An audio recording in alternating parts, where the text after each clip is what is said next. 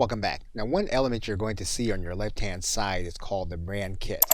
And you're going to click access to that link.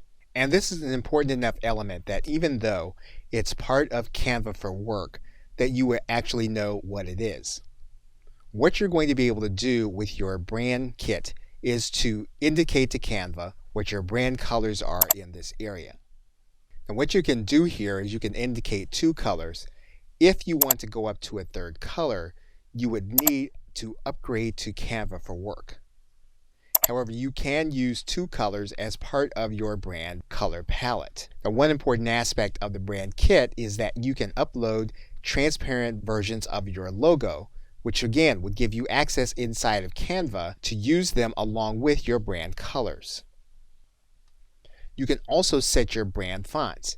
Basically, what you're going to have access to with the brand kit is to be able to use your entire visual branding in any graphic that you create. And so in this area, what you're going to be able to do is to upload your own fonts.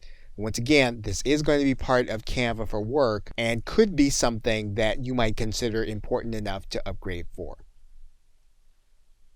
Okay, so with that, thanks, and I will see you in another video.